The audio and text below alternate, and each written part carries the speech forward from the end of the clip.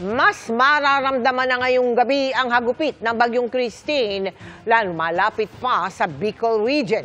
Ngayon pa lang isinailalim na sa state of calamity ang probinsya ng Albay. Nagpapatupad na rin ng forced evacuation sa ilang lugar sa Camarines Sur. Mula sa bayan ng Pili, nakatutok live si John Consulta. John, kamusta na yung sitwasyon dyan, John?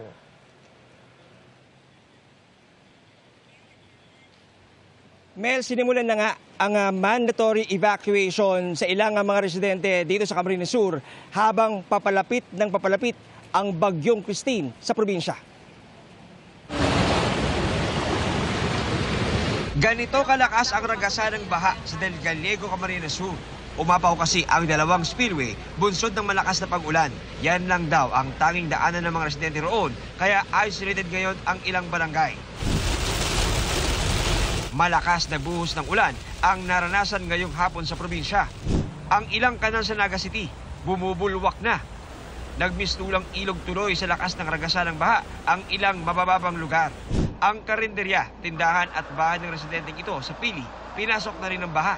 Tumataas po talaga. Mahirap po kasi lalo na yung leptospirosis.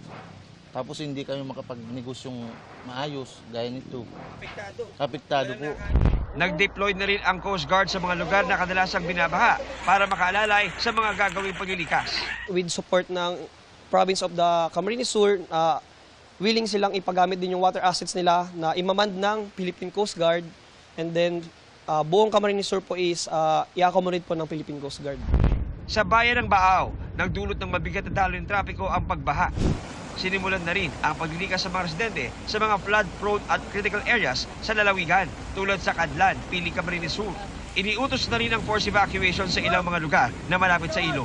Lalo pat madaling araw inaasahang lalapit ng husto si Bagyong Christine sa probinsya. Yung goal namin bago mag 6 p.m. lahat ng critical families na is-safe na para by bukas yung palaging goal ng CAMSUR na zero casualty ay ma-attain. Nagdeklara na ngayong araw ang provincial government ng Albay ng state of calamity. Kasunod yan ng kabi-kabilang pagbaha na naranasan sa Owas, Pulanggi at Manilipot. Sa Ginubatan, hindi na madaanan ng mga sasakyan ang kalsada dahil sa landslide. May nasira ring bahay. Nagbabala naman ang PHIVOLCS sa posibleng lahar na galing sa Bulkang Mayon na maaring idulot ng malakas na pag-ulan.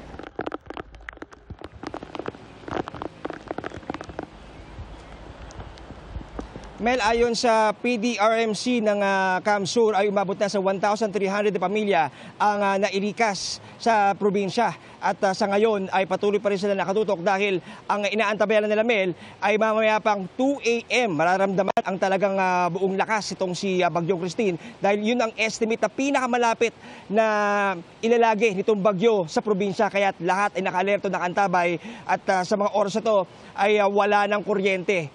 Bago tayo umere, ilang minuto ay nawala na nga ng kuryente dito sa area ng ating kinaroroonan sa Pili, Camarines Sur. Yan ang latest. Balik siya, Mel. Oo nga dyan, no? Tsaka pinatupad na yung forced evacuation, di ba? Sa ilang lugar dyan. Meron bang mga residente na ayaw lumikas kahit masama na yung panahon dyan? Tama ka dyan, Mel.